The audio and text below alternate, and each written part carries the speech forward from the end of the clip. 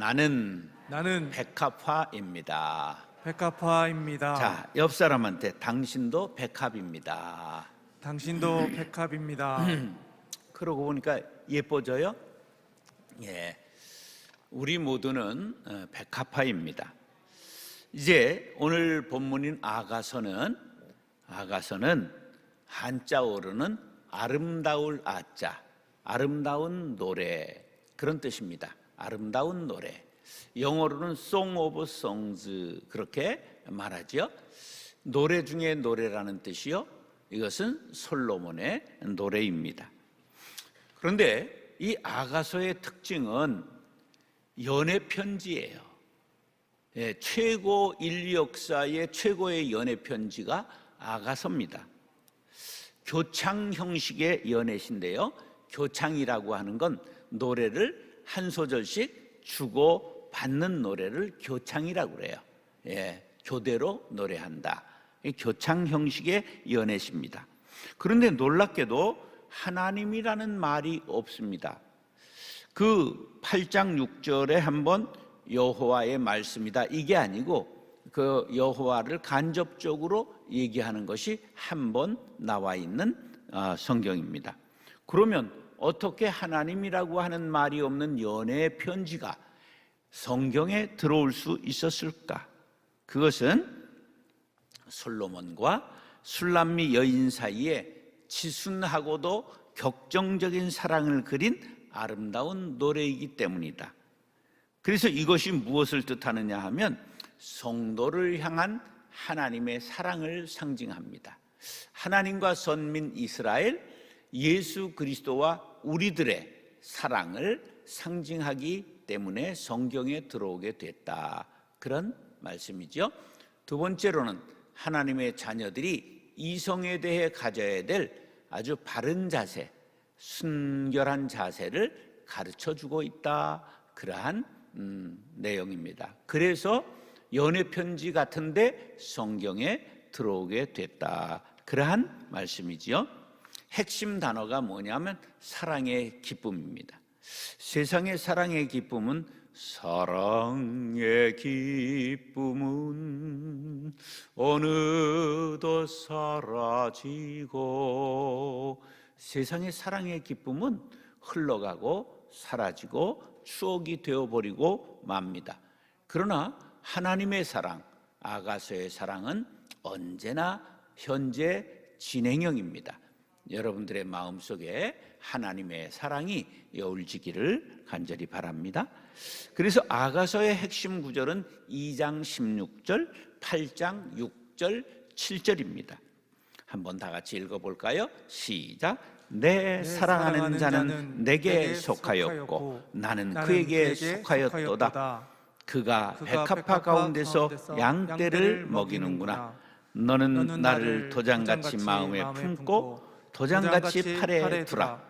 사랑은 죽음같이 강하고 질투는 수올같이 잔인하며 불길같이 일어나니 그 기세가 여호와의 불과 같으니라. 많은 물도 이 사랑을 끄지 못하겠고 홍수라도 삼키지 못하나니 사람이 그의 온 가산을 다 주고 사랑과 바꾸려 할지라도 오히려 멸시를 받으리라. 사랑은 죽음같이 강하고, 아주 굉장히 시적인 표현이지요. 그리고 2장 16절, 내 사랑하는 자는 내게 속하였고 나는 그에게 속하였도다. 그래서 연속극에 내 안에 누구 있다고요? 내 안에 너 있다, 이런 게 명대사잖아요. 그런 것처럼 바로 너는 내 안에 있고 나는 네 안에 있다, 이런 아주 시적인 표현이 이렇게 나오고 있습니다. 편지의 세상에서 제일 유명한 키케로의 편지 내용이 서구에서는 회자돼요. 그래서 편지 쓸 때 뭐라고 쓰느냐 하면, 당신이 잘 있다면 나도 잘 있습니다. 이게 키케로라고 하는 사람이 아내에게 편지했던 문구인데, 이게 너무 유명한 문장이라 서구 사람들은 편지를 쓸 때 문안을 하는 게 어떻게 한다고요? 당신이 잘 있다면 나도 잘 있습니다. 이게 아주 명문장이라고 하는데, 이런 것들이 다 어디에서 나왔느냐? 아가서에서 나온 거예요. 내 사랑하는 자는 내게 속하였고 나는 그에게 속하였도다. 우리 모두가 주는 내 안에, 나는 주 안에, 전부 주님이 여러분 안에 거하심을 믿으시고, 이 사방에 우겨싸임을 당한 험한 시대에 주님 안에서 자유와 평화를 누릴 수 있게 되기를 간절히 바랍니다. 세상에서 제일 강한 게 뭘까요? 죽음이에요. 죽음. 죽음은 모든 걸 평등하게 만들어요. 그런데 그 죽음이 제일 강한 것인데, 그 죽음을 굴복시킨 게 바로 사랑이죠. 사랑은 죽음같이 강하고. 이게 아주 귀한 문장입니다. 이제 이런 것들을 어려서부터 읽고 어려서부터 마음에 새기면 시인이 되는 거예요. 여러분들에게 기도 잘하고 싶은 마음이 있잖아요, 그죠? 그럼 기도 잘하는 방법 가르쳐 드릴까요? 이런 문장들을, 시편의 문장, 잠언의 문장, 성경의 명문장 같은 것들을 어려서부터 단어를 외우는 것처럼, 수거를 외우는 것처럼 자꾸만 읽는 거예요. 어려서 이런 것들이 마음에 있으면 자동적으로 내가 말을 할 때 전부 그런 문장이 나오게 되는 거죠. 그러면 사람들이 아주 고급스러워지는 거예요. 고전적인 그런 클래식한 사람이 되는 거죠. 그런데 전부 코미디언들, 그리고 연예인들이 쓰는 얘기들만 전부 어려서부터 여기에서 새겨지기 때문에 그 사람들이 천박해지고 이렇게 가벼워지게 되는 것입니다. 그래서 성경을 어려서부터 읽는데 사람의 지혜를 위해서는 잠언을 읽게 하고, 그리고 사람이 시적인 사람이 되게 하기 위해서는 이제 시편을 읽게 해야 되는 거죠. 저는 감사하게도 뱃속부터 교회를 다녔지만 26에 예수를 구주로 고백하게 됐습니다. 그러면 그 26, 예수를 구주로 고백하기 전까지는 무슨 교인이라 그렇게 말하느냐 하면, 그것은 이제 윤리적 그리스도인이라 그렇게 말해요. 거듭난 그리스도인이 아니라 윤리 도덕적으로 신앙생활을 했다, 그런 거예요.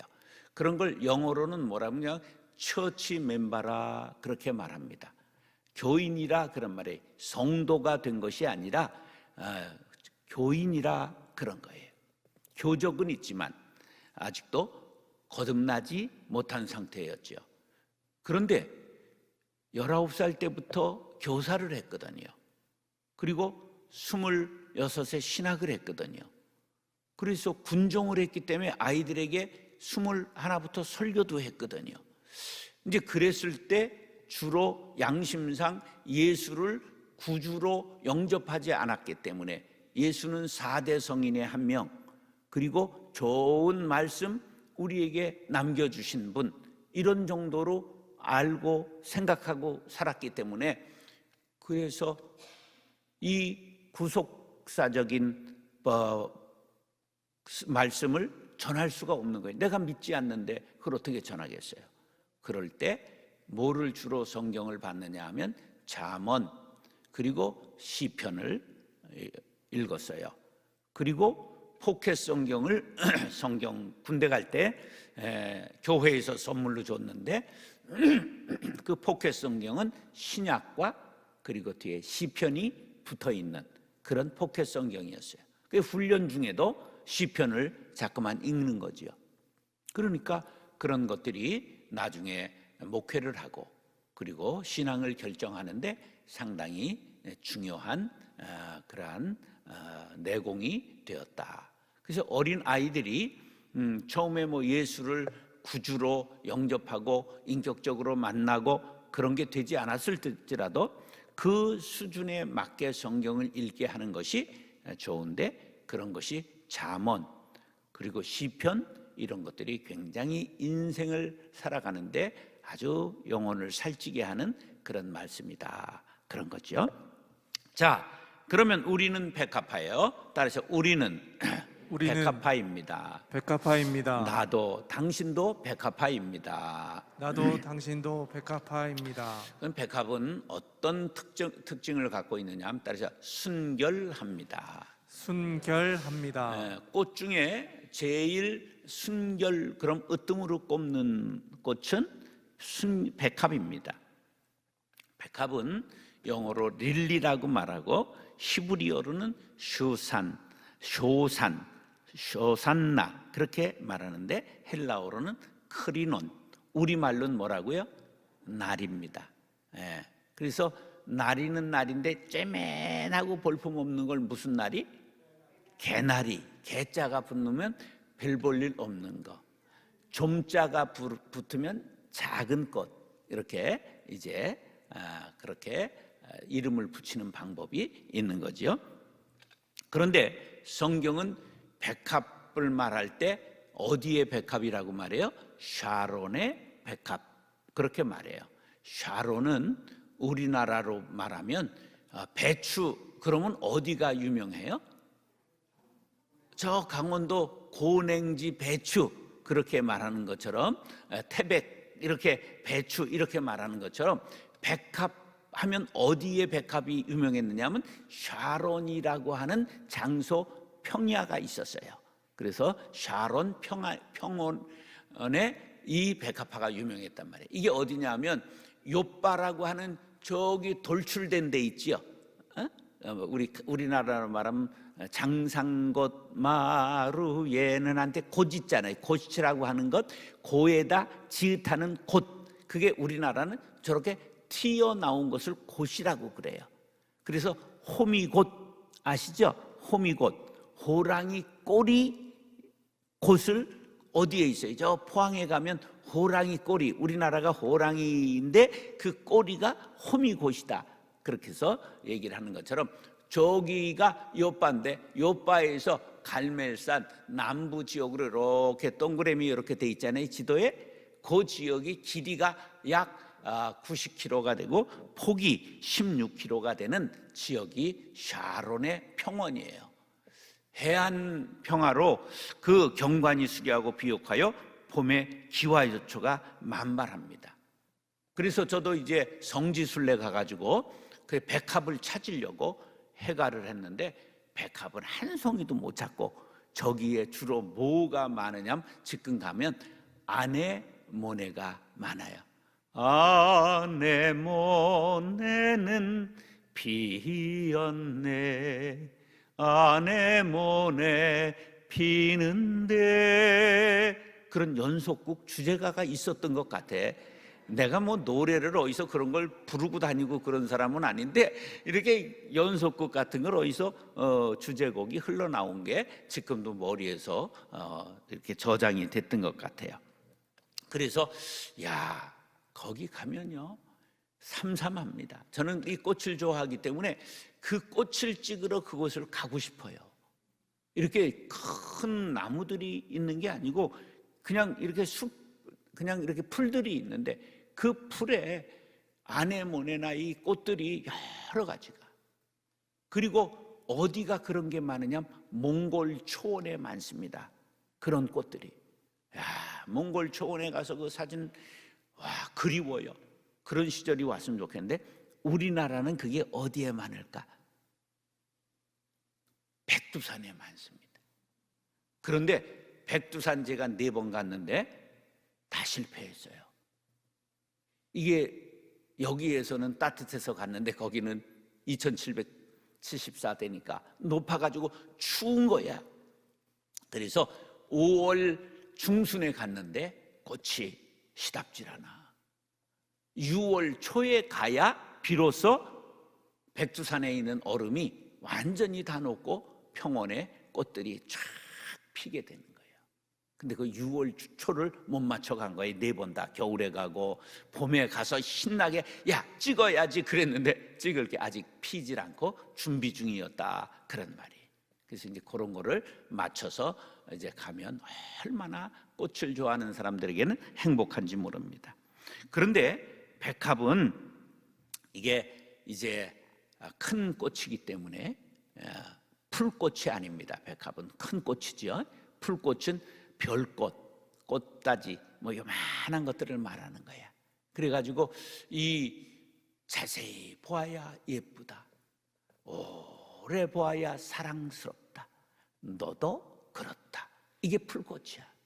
풀꽃은 작지만 자세히 보면 거기 정형적인 미가 있고 아름다움이 있다는 거죠. 그래 나태주 시인의 명시 풀꽃이라는 게 아주 간단해요. 여러분들도 시인이 될 수 있어.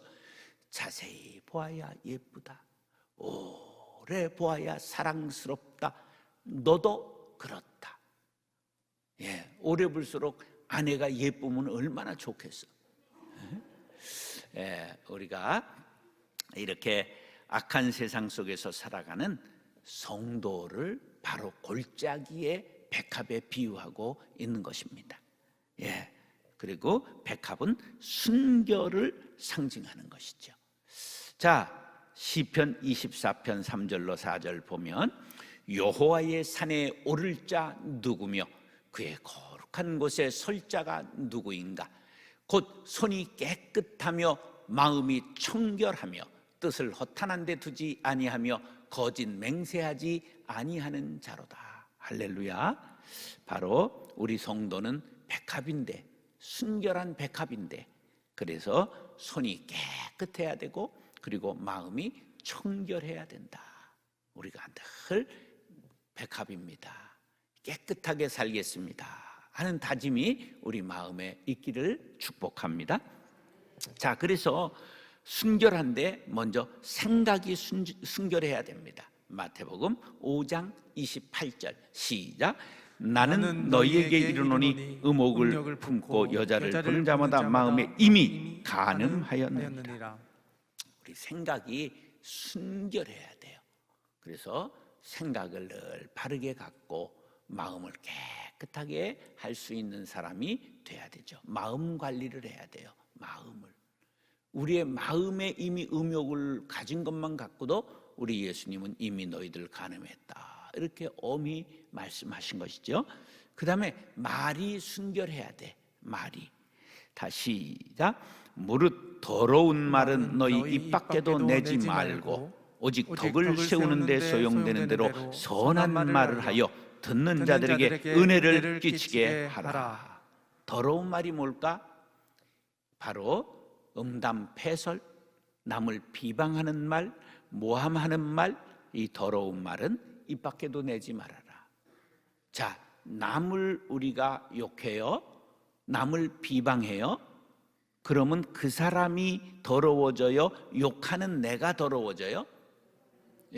그러니까 더러운 말 할 필요가 없어요. 내가 더러워져요. 그래서 선한 말을 하여 은혜를 끼치게 하라.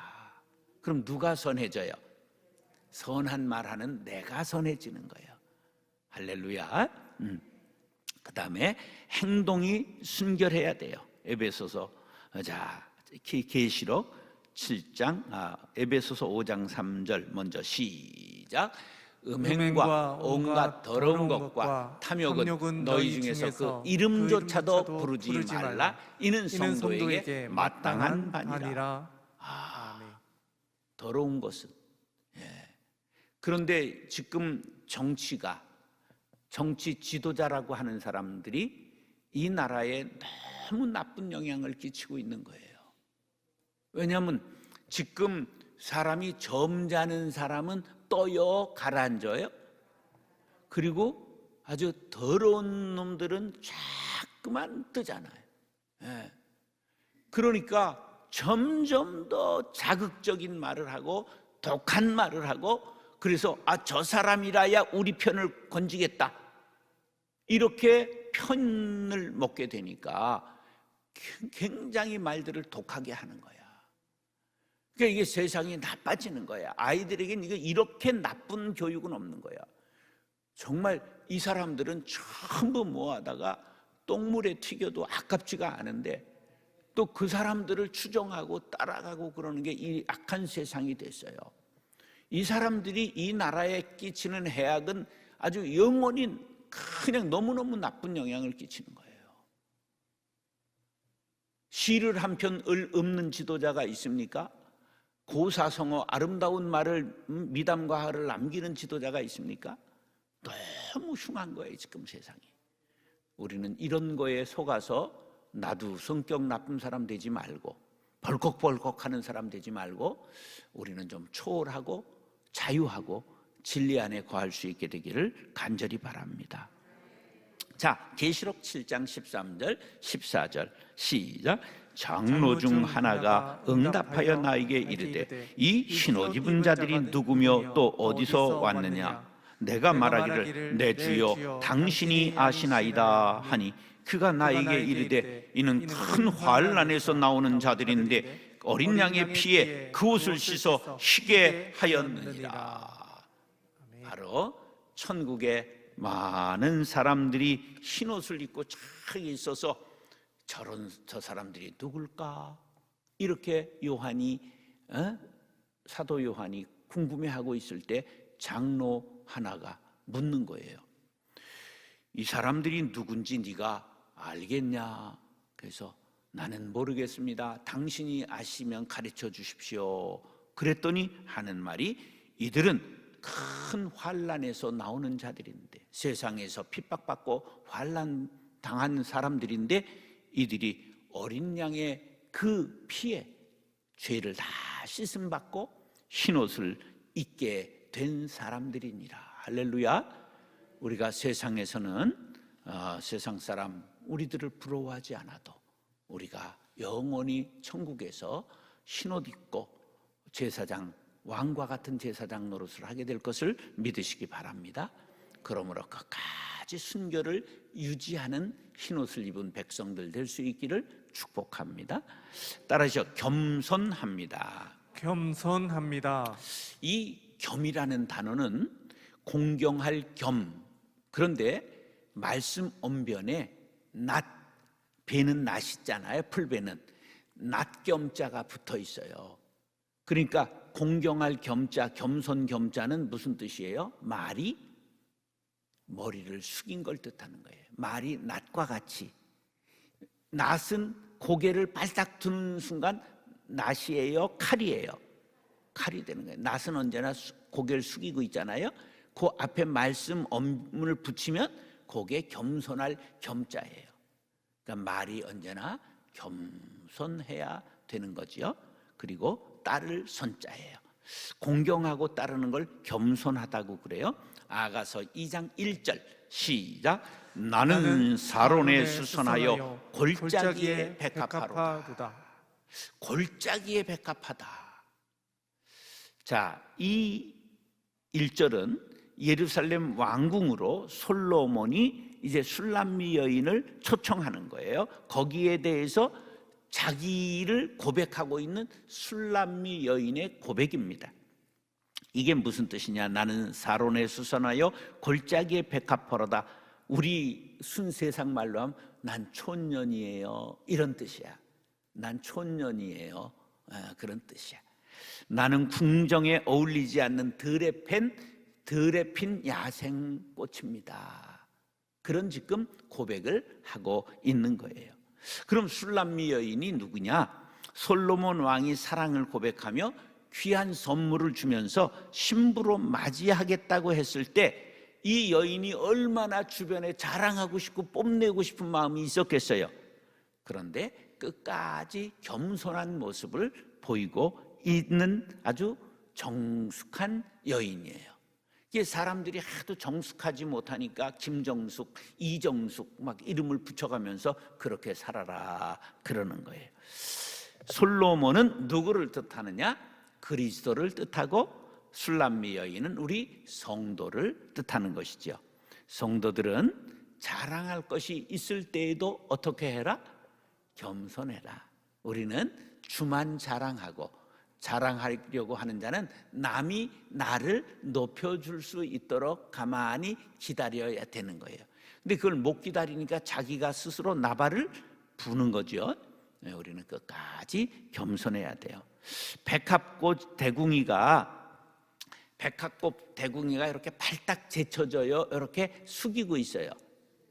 요새 개량을 했는데 그냥 이런 것들을 개량해가지고 요새 것들을 상징하는 거예요. 교만한 것들을. 워낙 백합은 이렇게 각도를 한 30도 숙이고 있습니다. 예. 근데 요새 저 화원에 가보세요. 백합이 색깔이 하얀 것만 있는 게 아니라 막 엄청나게 많아요. 그리고 막 아리까리하게 여러 가지 석가를 막 복가시하고 훅가시하고 그냥 대궁을 발싹 제끼고 나 여기 있습니다. 그리고 자랑을 하고, 이게 바로 세상의 풍조를 뜻하는 거예요. 꽃을 개량하기를 그렇게 막 개량해 내는 것이죠. 그래서 수줍은 듯이 고개 숙인 모습을 하고 있는 것이 원백합합니다. 그래서 겸손을 뜻하는 거죠. 조금 우리들이 은혜 받았다고 자랑하지 마시기 바랍니다. 작은 체험했다고 곁길로 새지 마시기 바랍니다.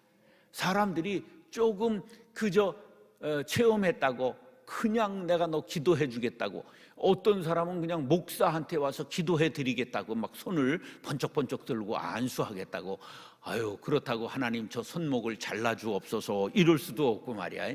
우리가 그러면 안 돼요. 언제나 겸손해야 된다, 그런 말이고요. 그래서 고린도전서 10장 12절 꼭 기억해야 되는 건, 선줄로 생각하는 자는 넘어질까 조심하라. 우리 사이클 선교회에 제가 이름을 붙여줬는데 무슨 선교회죠? 선줄로 선교회. 이게 자전거 인생을 뜻하는 거예요. 자전거는 섰다 생각하고 페달을 놓는 순간 넘어지는 거야. 그래서 고린도전서 10장 12절은 자전거 인생을 뜻하는 거예요. 이만 됐다 그러면 넘어져요. 인생은 죽을 때까지 페달을 밟아야 하는 운명을 타고났습니다. 그래서 선줄로 생각하지 마세요. 됐다고 생각하지 마세요. 이제 그만 생각하지 마세요.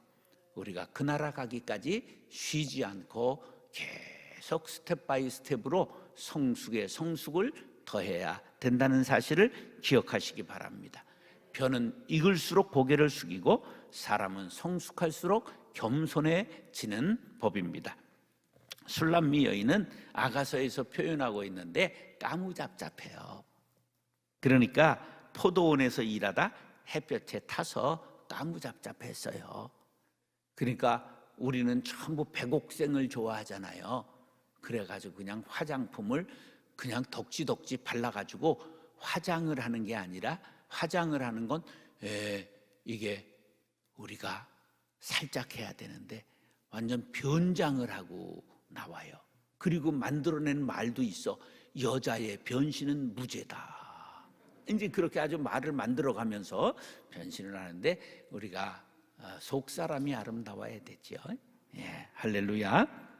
우리 성도는 주께서 일방적으로 선택하시고 사랑과 은혜를 주십니다. 그러므로 오직 은혜, 오직 감사, 오직 영광, 오직 겸손하면 우리가 더욱 사랑을 받습니다. 할렐루야. 그런데요, 우리는 사도 바울의 겸손을 본받아야 돼요. 사도 바울이 이 연대기별로 사도 바울의 겸손한 고백을 정리해 볼게요. AD 59년에 사도 바울이 뭐라고 자신을 표현하고 있느냐 하면, 나는 사도 중에 가장 작은 자라. 나는 하나님의 교회를 박해하심으로 사도라 칭함받기를 감당하지 못할 자니라. 그러나 내가 나 된 것은 하나님의 은혜로 된 것이니 내게 주신 그의 은혜가 헛되지 아니하여 내가 모든 사도보다 더 많이 수고하였으나 내가 한 것이 아니요 오직 나와 함께 하신 하나님의 은혜로라. 모든 것이 하나님의 은혜입니다. 나는 사도 중에 가장 작은 자입니다. 이 고백이 AD 59년에 한 거예요. 그런데 64년쯤 가서 5년쯤 지나서 한 고백을 보니까, 모든 성도 중에 지극히 작은 자보다 더 작은 나에게. 자, 앞에서는 사도 중에 작다고 그랬어요. 그랬는데 에베소서 3장 8절 5년쯤 더 흐르고 보니까 성도 중에 가장 작은 자라는 거예요. 여러분, 이렇게 신앙이 점점 더 겸손해지고 성숙해지기를 원하시면 아멘. 그러고 65년에 디모데전서 1장 15절을 썼는데, 미쁘다 모든 사람이 받을 만한 이 말이요, 그리스도 예수께서 죄인을 구원하시려고 세상에 임하셨도다 하였도다. 죄인 중에 내가 괴순이라. 자기가 죄인 중에 괴수래요. 죄인 중에, 아주 나쁜 놈 중에 나쁜 놈, 이름을 공개하고 얼굴을 공개해야 될 살인마와 같은 나쁜 놈이라고 자신을 고백하는 거예요. 세월이 갈수록 자기의 고백이 점점 더 심해지는 거예요. 익심형이라고 그래, 문법적으로. 이런 것은 그리스도께서 우리 이제 빌립보서에 나오는 자기 비하, 자기를 남보다 낮추고 모든 사람보다 낮추는 자세, 이것이 우리 신앙인들의 자세가 되어야 합니다. 혹시 성지순례 할 때 예수님 탄생교회 들어가 본 사람 손 들어보세요. 자, 보여드릴게요. 저게 예수님 탄생교회가 큰 교회입니다. 멋진 교회예요. 근데 그게 입구예요. 저게 상징하는 게 뭘까요? 우리가 주님 앞에 나갈 때 어떻게 해야 된다? 구부리고 엎드리고 겸손하게 나아가야 된다. 저렇게 된 이유는 큰 문이었는데, 이슬람 사람들이 저기를, 예루살렘을 침공해 왔을 때 말을 타고, 장수가 100마를 타고 그냥 성전을 들어가니까 그때부터 그렇게 들어오지 못하도록 아예 기어서 들어올 수 있도록 문을 저렇게 만든 겁니다. 그래서 저게 상징하는 것은 누구든지 주님 앞에 서려면, 누가 하나님 보좌 앞에 우리들이 나아가려면 바로 겸손해야 된다, 그런 의미를 갖게 된 것입니다. 할렐루야. 세 번째, 백합은 연약해요. 자, 2절 다 같이 시작. 여자들 중에 내 사랑은 가시나무 가운데 백합화 같다. 백합화는 어디에 있는 백합화 같다고요? 가시나무 가운데 있는 백합화. 이게 성도를 상징해요. 가시나무는 뭘 뜻하냐? 완악하고 아주 악한 세상, 독해야 뛸 수 있는 제명이, 성렬이, 또 요새는 홍준표, 센 사람들의 지금 경연장이 돼버린 거야. 최재형 씨 같이 점잖은 양반은 왜 나오셔서 고생을 하는가 할 정도로, 점잖은 사람은 한데 점잖은 정성진인 저기 들어갈 판이 아니야. 그래서 나도 사실은 옛날에 독했지. 그런데 내가 다시 그렇게 되기 싫어서 그 판으로 안 가. 나도 사실은 간간히 초청장이 있었어. 좀 오시라고. 예, 나도 그건 누구야, 광훈이가 부르고 막 같이 하자고 막 이런 꼬실레이트가 없었던 건 아니야. 근데 세상을 가만히 보세요. 뉴스가 점잖은 사람을 다루어 주나? 왜 그러냐? 우리의 음식이 점점 독해지잖아요. 닭을 먹다 무슨 닭을 먹어? 불닭을 먹잖아. 떡볶이를 먹다 무슨 떡볶이를 먹어? 난 그걸 먹어보는 게 미션이야. 완전 못 먹어봤거든, 그런 거. 우리 매운 거 못 먹어가지고. 근데 그냥 그런 걸, 그리고 호떡이나 무슨 이런 것도 마약, 호떡 이런 게 있어. 그 맛은 과연 어떨까? 하여간 이 세상이 전부 악해지고 독해지니까 음식까지도 그냥, 그러니까 그걸 먹으니까 성질들이 더러워지는 거야. 바로 가시나무는 이런 세상을 뜻해. 그런데 백합화는 뭘 뜻하느냐? 성도를 뜻해요. 험악한 세상에서 살아가는 성도들은 연약하지요. 바람만 불어도 가시에 찔려요. 꽃은 찢어져 마음에 상처를 입어요. 이런 사정을 신랑 되시는 예수님이 다 아시지요. 그래서 히브리서 4장 15절 16절에 우리에게 있는 대제사장은 우리의 연약함을 동정하지 못하실 이가 아니요 모든 일에 우리와 똑같이 시험을 받으신 이로되 죄는 없으시니라. 그러므로 우리는 긍휼하심을 받고 때를 따라 돕는 은혜를 얻기 위하여 은혜의 보좌 앞에 담대히 나아갈 것이니라. 아멘. 우리 예수님이 우리의 연약함을 아세요? 모르세요? 알기 때문에 우리의 편이 되어 주신다는 거예요. 할렐루야. 따라서 주님은 아십니다. 주님은 주님이 아십니다. 갚아주십니다. 주님 갚아주십니다. 주님이 대신 싸우십니다. 주님이 대신 싸우십니다. 예, 리차드 범브란트라고 하는 제가 아주 신학 시작할 때 제일 처음 존경한 귀한 목사님이 있어요. 저분이 2001년에 돌아가셨는데 살아있는 순교자라는 별명을 가졌어요. 우리나라에 한 번 오셨는데 사모에서 그분이 강연하실 때 제가 가서 멀리서 보고 사모하는 분이었기 때문에 뵀어요. 이분이 세상을 날아간 새의 이야기, 하나님의 지하 운동, 이런 책을 우리 시중에 나와 있는데, 하나님의 지하 운동, 그러니까 나는 이게 운동권 책인 줄 알고 샀어. 예, 이분이 예수 전하다가 나치 치하에서 감옥 생활을 7년 하셨어요. 루마니아 분인데, 그래가지고 다시 이제 독일이 무너져가지고 해방이 돼서 자유가 왔나 했더니 공산주의가 루마니아가 된 거야. 그래서 거기서 또 감옥에 갇혀 7년을 살았어요. 14년 감옥살이를 그런데 자유진영에서 이분 훌륭한 목사라 살려야 된다. 그 막 100만 불을 루마니아에 주고 이분을 서방으로 구출해낸 분이에요. 이제 이분이 책을 쓴 것들이 너무 은혜로워서 제가 그 투사가 되면서도 우리가 누구든지 미워하면 안 된다, 증오하면 안 된다, 누구든지 사랑해야 된다, 이것을 이 리차드 범브란트 목사님에게 영향을 받았어요. 그런데 이분이 감옥에서 오늘 죽을지 내일 죽을지, 때로 고문당하고 어렵게 지낼 때 두려움이 너무 엄습하는데 성경을 읽다 보니까 두려워하지 말라, 이 말씀을 본 거예요. 그래가지고 성경에 두려워하지 말라는 말씀이 얼마나 있는가 하는 걸 계속 감옥에서 성경을 읽으면서 찾았어요. 그랬더니 놀랍게도 두려워하지 말라는 말씀을 365번을 찾았어요. 하나님께서 날마다 우리에게 두려워하지 말라는 메시지를 주기 위하여 성경에 365번에 두려워하지 말라를 넣어주셨구나. 할렐루야. 그래서 하나님이 내 곁에 계셔서 지금도 나에게 용기를 주신다, 내 대신 싸워주신다. 그래서 승리했다는 간증을 남겼어요. 내가 부득불 자랑할진대 내가 약한 것을 자랑하리라. 나는 비록 약하나 주님이 내 곁에 계심을 믿으시기 바랍니다.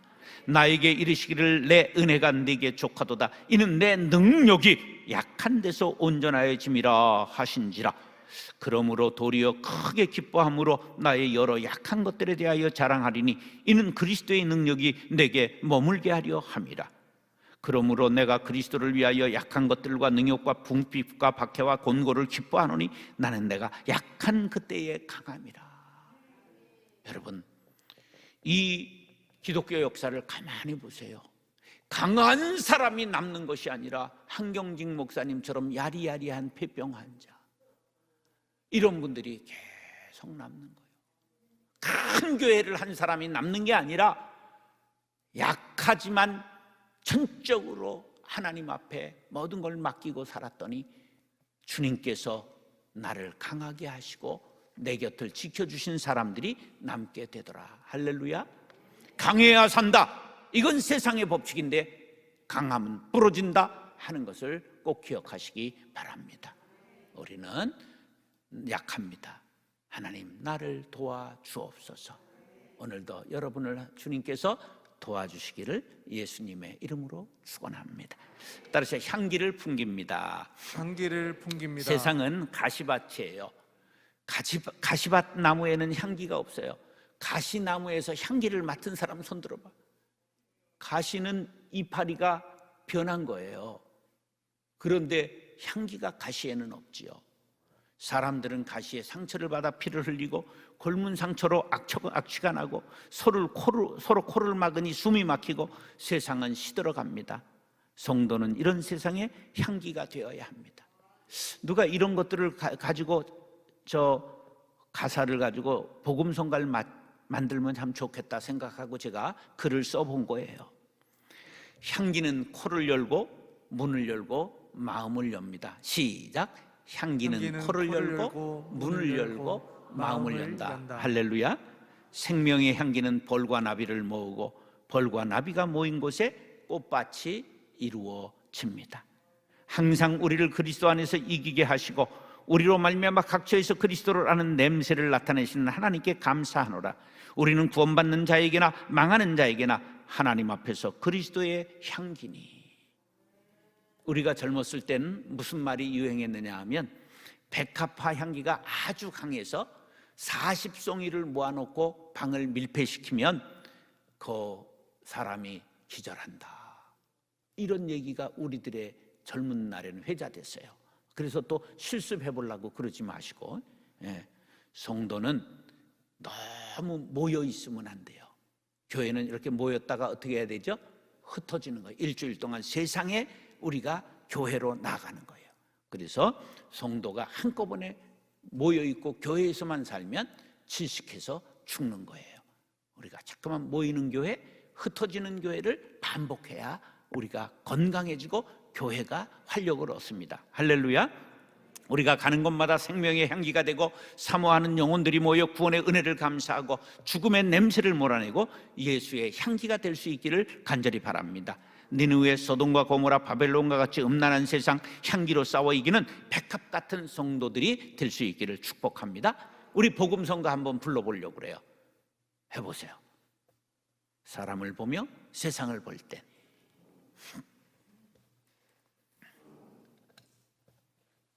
이거 요새 사람들이 반주를 할래나 모르겠네.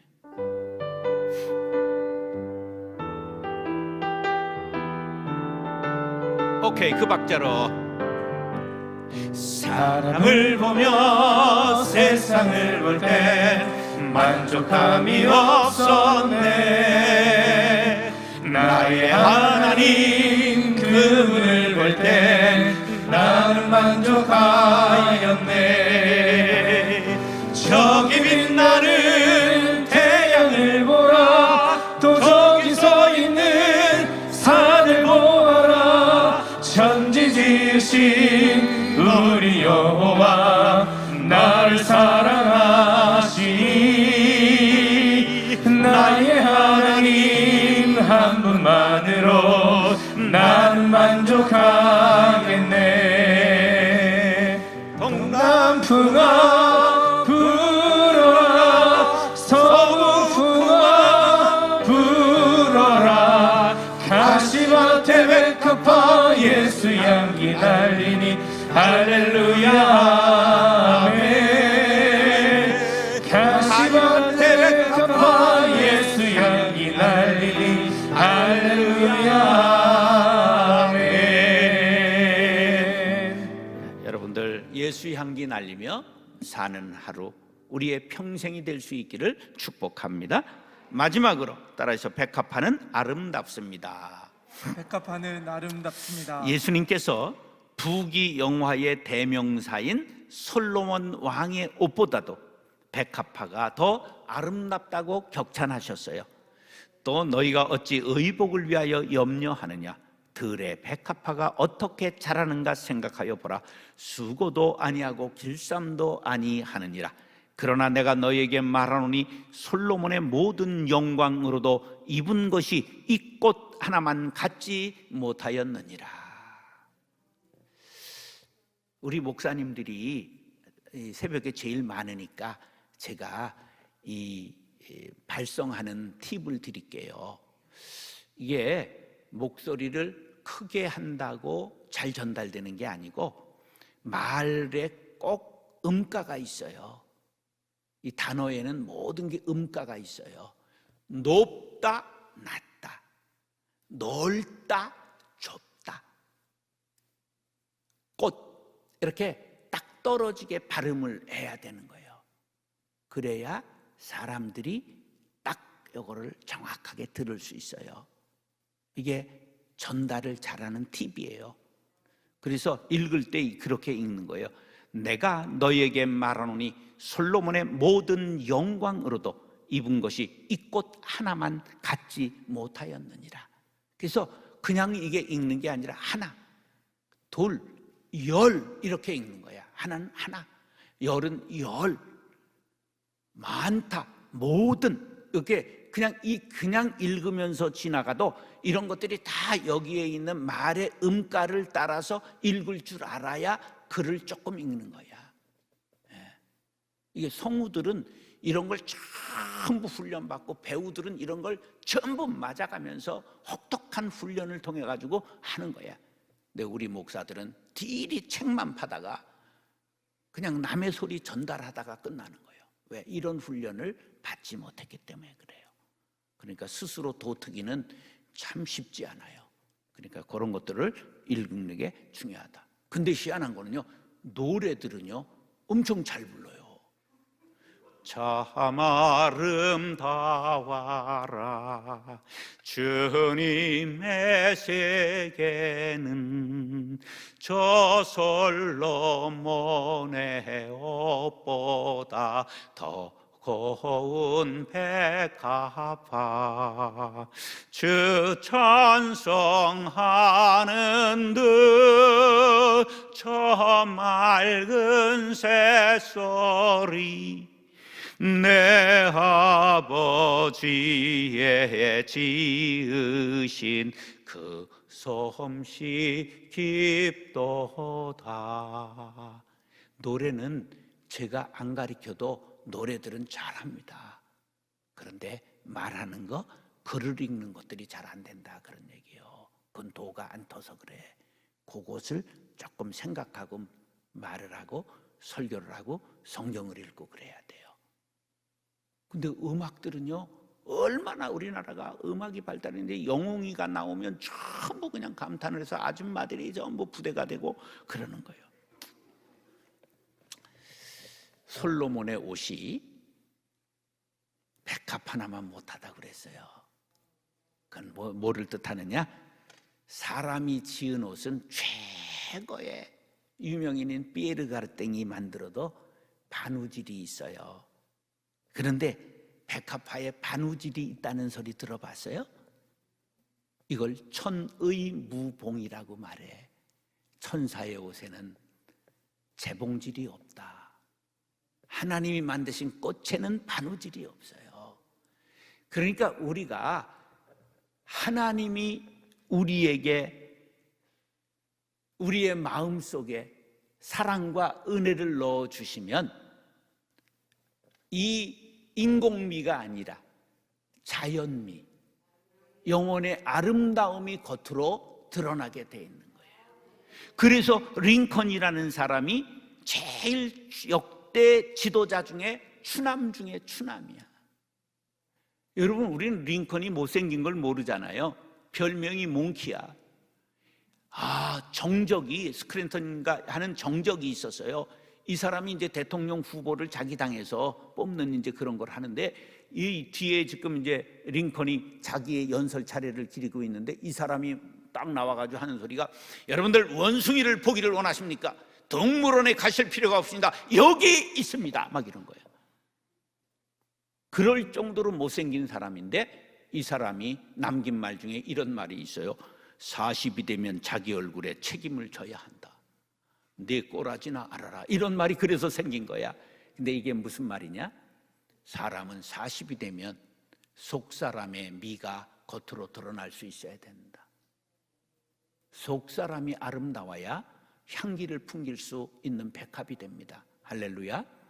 여러분들, 겉으로 치장한 거는 말 3마디만 하면 뽀록나게 돼 있어요. 우리는 속사람의 아름다움이 배어나올 수 있는 링컨과 같은 인격자가 될 수 있기를 바랍니다. 그런데 놀랍게도 링컨이 그 사람을 대통령이 된 후에 국무장관, 최고의 장관 자리에 앉혔어요. 보좌관들이 펄펄 뛰는 거예요. 그런 놈을 어떻게 할 수 있어요? 그랬더니 나는 그 사람의 말이 아니라 그 사람의 능력을 보았노라. 능력이 있다는 거예요, 그 사람이.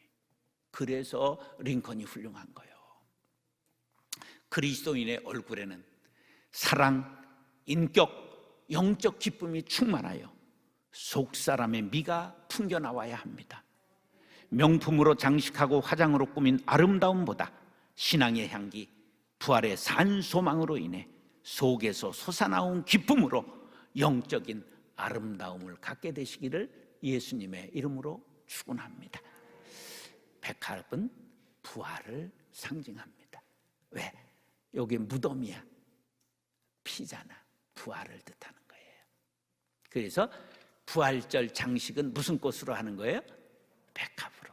참 우리 꽃꽂이 하는 분들이 귀한 것은요, 이분들이 그걸 공부해가지고 정말 김장미가 괜히 장미가 아닌 거예요. 김장미 권사님이요, 우리나라 이 성전 꽃장식 책을 제일 많이 베스트 1, 2, 3를 파시는 분이라는 걸 아십니까? 그 굉장한 분이 한 번도 자기를 드러내지 않고 우리 교회에서 오래도록 꽃꽂이를 하신다는 건 나는 얼마나 존경이 가고 감사한지 몰라요. 전 올 때마다 그것에 감동을 늘 받고 설교를 했어요. 뭘 알아야지 여러분들은. 이 훌륭한 분을 아는 사람이 훌륭한 거라는 걸 아십니까? 굉장한 분이에요. 너무 귀한 분들이 이렇게 봉사를 하고 하시는데 얼마나 감사한지 몰라요. 자, 따라서 백합은 나입니다. 나입니다. 당신입니다. 우리입니다. 백합은 순결합니다. 겸손합니다. 연약합니다. 향기를 풍깁니다. 아름답습니다. 나도 그렇게 되기를 원합니다. 기도하겠습니다. 사랑과 은혜가 풍성하신 아버지 하나님, 백합에 대하여 상고해 보았습니다. 내가 생각과 말과 행동이 순결한 사람 되게 하여 주옵소서. 세월이 갈수록 익을수록 겸손한 백합화 성도 되게 하여 주옵소서. 우린 연약합니다. 주님, 오늘도 우리를 막아 주시옵소서. 예수 향기 풍기며 살아가는 생애가 되기를 원합니다. 오늘 하루도 예수로 향기되게 하여 주시옵소서. 주님, 천이무봉처럼 속사람이 아름다운 부활의 성도들 되게 하여 주옵소서. 오늘도 겉사람뿐만 아니라 속사람의 사랑과 인격과 영적 기쁨이 충만하여 아름다운 향기로 살아가게 하여 주옵소서. 예수님의 이름으로 감사하며 축복하며 기도드리옵나이다. 아멘.